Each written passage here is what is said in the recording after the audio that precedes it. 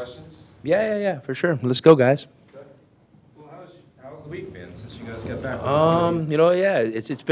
It's actually been a good week and hopefully productive. The most important thing is, we stay committed to the process. And we kind of got to detach from the emotional aspect of it and lock into the process and get back to kind of, figuring out what's made us successful. And so we just kind of really tried to, take a step back and dive into those details. What do you think have been the biggest flaws to this point? I think you could list a lot of things. I think the most important thing is to realize that, when you look across the board, when you're a great program or you're a great player, you're going to stumble from time to time, and it's really painful. And the most important thing is that you evaluate, you learn from it, and you come back stronger. And that's where we're at in the process right now. When you're talking specifics, I think you could point at a lot of things. I think we could, you kind of start Pandora's box a little bit. And to me, it's just kind of, drilling back to some of the fundamental things, the basic things that, that have made us successful in the past, and then evaluating if there's flaws in certain areas, and if there's flaws, are there adjustments we can make? And sometimes it hits hard and fast, in these tournaments. It's obviously, it hasn't been the start any of us would signed up for, but we're owning it. It's what's happened. So, the last few days have been tough, but I'm really excited, how it's starting to feel. And Tell me, obviously, you guys have given up a lot of three-point shots defensively, but how okay are you with that, as long as you're maybe not giving up a lot of twos in return? Well, I don't know if you're necessarily great with either of them. The threes of, they've come in a variety of fashion, and, we got to kind of just, for one, just get back to probably playing a little bit harder and having a little bit more attentiveness and effort in some of those areas, and in trying to, make people miss a little bit more. I still think this is going to be a really good defensive team. I don't think our numbers are crazy off. They're obviously not where we want them to be. We just need to kind of harken back to, what are the things that drive winning on the defensive end? Well, you got to do a good job on the three-point line. You got to protect the paint, and hopefully keep the other team off the free throw line. I think you can look back at all these games and find instances where, one of those three things has been prevalent. So we just got to get back to maybe being a little bit more consistent at all of them. Are you happy with closeouts? Is that part of it? Yeah, for sure. There's definitely some technical things, that you can get better at, and some of it's scheme. We got caught in a couple games where, teams, played small and pick and pop fives, and we weren't maybe quite ready as a group for some of those situations. And at the end of the day, when it feels like things aren't going your way too, it just feels like, sometimes you play, bad defense and they miss the shot. Sometimes you play good defense and they make the shot. So we just need to focus on playing good defense and then living with the result. But I think as much as any, speaking specifically to last week, it's just rebounding. I just think there was just a number of one-on-one rebounding battles that we could have been better on. We could have been tougher on. I went back and watched them on film. We were getting pushed around a little bit, and that's just not acceptable. Did you go through all three of the games? They were so compressed out there. When you got back, did you go through every game one by one? Every game, one by one, every possession by possession. Yes, sir, I did. And that was any other trends that kind of jumped out, or were things like that, like the rebounding, for example, particularly noticeable in one game versus the other? I thought rebounding, some of the just timely rebounding stuff was not where it needed to be. We looked like we'd have played good defense. We have a chance to make a run. We're making a run, and you give up a putback. And we just got to do a better job. And sometimes if you're doing some switching on defense, which you kind of have to do some of in this day and age, your guard's got to be tough enough to block out their four-man. Your guard's got to be tough enough to give it effort to block out a five. That's winning. That's an us play. So we got to get a little bit better at finding some more of those us moments, and the individual needs to give a better effort. What would you attribute the lower assist numbers to? I mean, just I think overall ball movement. Just overall ball movement's probably not where it needs to be, and that's something we've been hoping to get back to, and and just these guys, kind of figuring out, how it needs to feel and how it needs to look when we play in a game, versus practice. You can do it in practice, and hey, we're going to work on ball movement, and everybody locks into the process and pats each other on the back and is all happy and excited. Well, what are you practicing for? You're practicing for the game. So it's got to show in the games, and it's something that we've always emphasized, and we're just falling a little short there right now, but hopefully that trend will change. A lot of times you find out more about your team when they're struggling. What have you learned just about this team's mentality and overall approach? Well, I think it's well put. I mean, I would just say this, if I want a resilient team, I got to be a resilient coach. And if I want a group that values the things that I value, I got to hold them accountable for that. So, I found out this week, we kind of obviously had a lot of conversations, a lot of meetings, a lot of individual meetings, staff meetings, all that stuff, a lot of talking. And I think, we've gotten out what we needed to get out, and now it's time to see if we can move forward and obviously just start playing, better, more consistent basketball. There was an appearance that the last maybe 6 minutes of that West Virginia game was very physical, almost like a war. Did you feel that, and do you think that that's what the Big 12 is going to be when you get there? Well, I mean, for sure. I mean, it's going to be a physical style of basketball, and we've been in some physical games already. I mean, the Duke game was physical. The Wisconsin game was physical.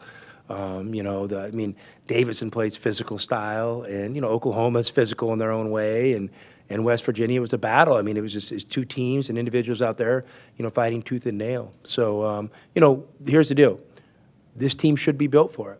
So you know what? Now it needs to show, and we need to find advantages in that physicality area.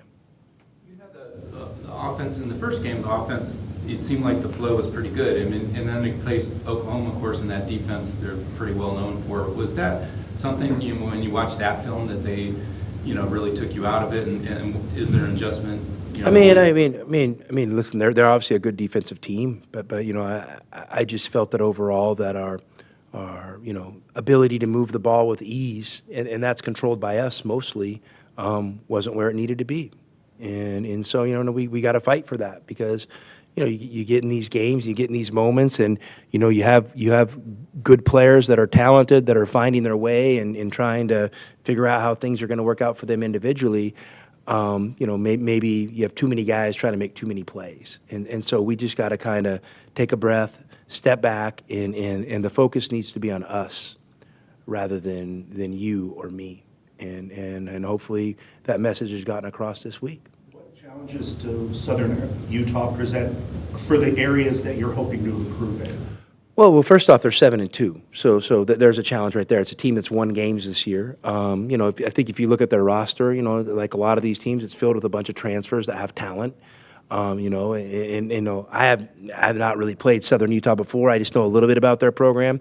I would just say that their level of talent and athleticism is probably higher now than it has been. So, you're going to come in here and you have a team that's 7-2 that's going to be willing to go toe-to-toe with you. As for specifics, I mean, I don't think there's anything that they're doing that no one else is doing, but I think you're going to have a team that's going to come in here, licking their chops and ready to battle us. They do, just looking at them, they look like they get to the line a lot, they drive a lot. What you're saying about what you want out of your defense, is that maybe a good thing to test? Well, everything's going to be a test. I mean, for sure. I mean, every game, it's going to be a test, and there might be tests within the game, different tests. So, obviously they're a team that's had some success getting to the free throw line. They have some guys, good wings that can put the ball on the floor and create foul pressure, and have a couple guys that can, knock down some shots, and they have some good individual players. So I think across the board, it's going to be a challenge. There was a play with Luke Rivas where he got an offensive rebound and kind of dribbled it under the basket. Is that just who he is, or can you teach a big man to, look, if you get a ball, an offensive rebound, go up strong and slam it home with authority? Well, so Dave, we're going to put this under the category of, a lot of people, ask questions, or have answers for tests they've never passed. You know what I mean? You and I don't know what it's like to be 7-2. You don't know what it's like to have the ball under there and have three guys on top of you. Now, In what you're saying, can his techniques get better? Absolutely, and they will. I've seen an uptick in him in practice in the last week, and he's finally getting to the point where he's able to practice a little bit more. Hopefully, that means his rhythm gets better, his legs get under him, he builds confidence, and he plays like the player we know he is, and I think that's coming. When you had said after the last game in Bahamas that the bigs you need more from the bigs, does that in any way possibly involve using Emmanuel, or have you made that decision that he's not going to play this year? Yeah, I mean, Emmanuel, he's even been out the last few weeks. He has a small knee issue. I mean, I don't think anything crazy, but he's been out. So no, I mean, I don't. It's right now he's not part of that solution. Practicing at all then, or? He hasn't recently. No. Henry didn't get a lot of minutes in the second and third games. Do you see a way to get him more involved? Yeah, well, we're hopeful. I mean, I'm definitely, something. Henry's had a good fall, and you got to utilize it. And I've had conversations with Henry.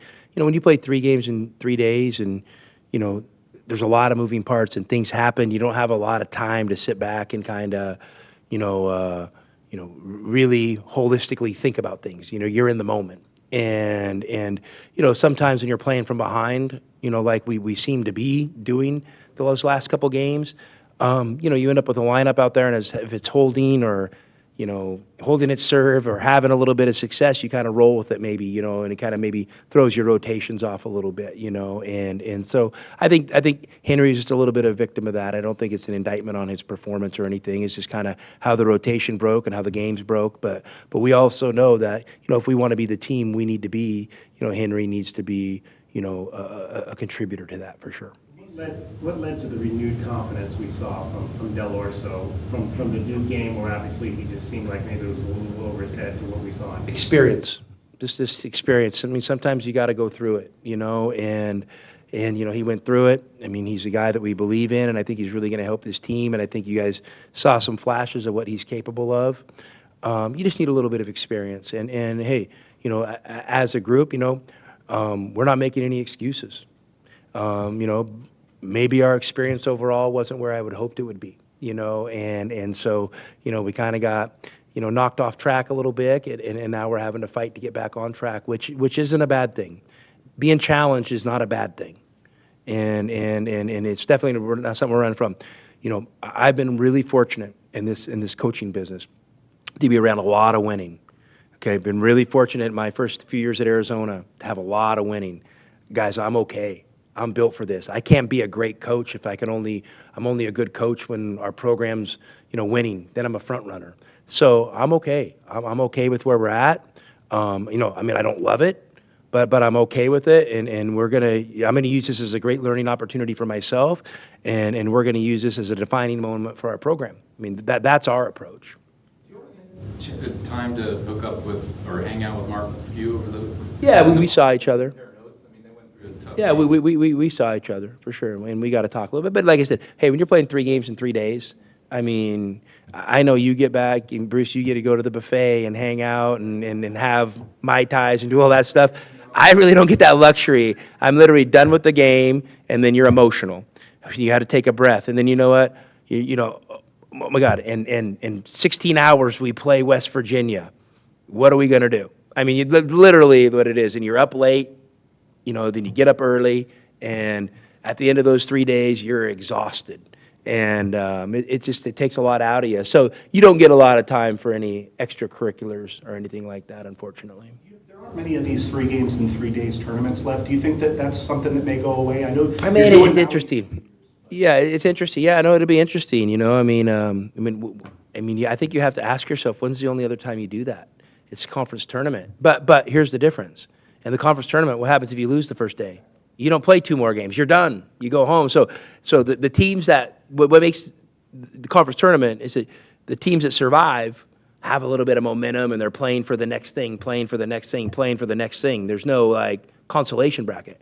When you play a tournament, it's crazy because it's the only time you lost today. Well, yeah, you got to turn around tomorrow and you got to play again. So it's those 3 games in 3 days. It's hard. It takes an emotional toll on a team.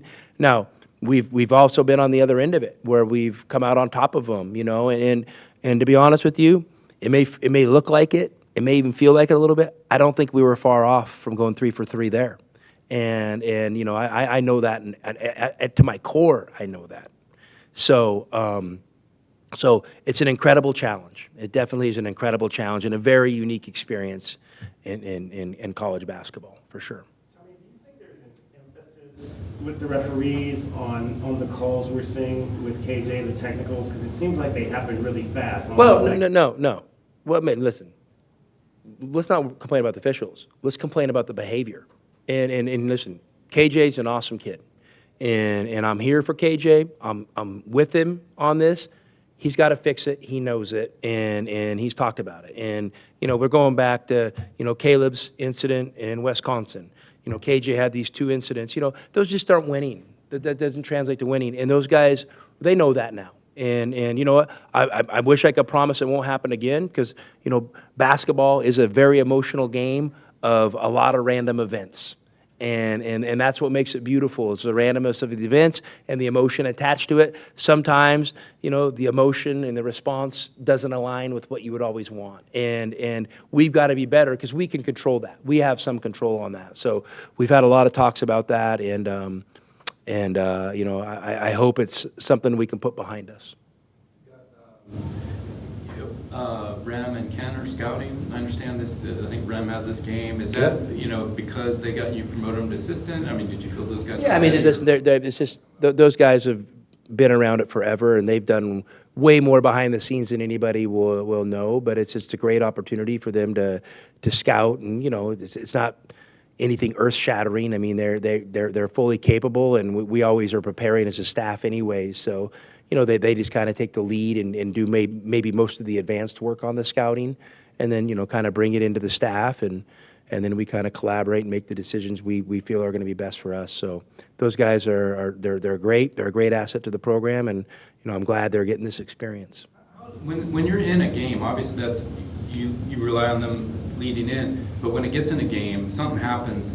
Do you go to the game scout a lot and say, what is this development, or do they take over, or how does that work? It means maybe a little bit of all the above, but you might be asking them certain scenarios like, hey, what do you think they're going to run out of bounds here right now? Coming out of a timeout, or do they have an ATO they run on a side? Just stuff like that they may, they're going to have probably watched more film than anybody on that opponent. So you just ask them those types of questions. But a lot of it too is, they bring the information to you. You're not having to go necessarily ask them. They're saying, hey, coach, be prepared for, maybe coming out of timeouts. This is a team that likes to back cut. They like to throw a lob. Just those little reminders. I mean, like you said, they were doing a lot of that. When this rule change went through and you made them assistants, I mean, did a lot change? Anything else change about what they do? Because they were doing kind of assistant work anyways. No, not really. No, not really. I mean, we're a staff where it's all hands on deck, and we have a great working relationship with each other, and so yeah, they've been in the middle of it, but maybe just a little bit more behind the scenes. You guys are easy.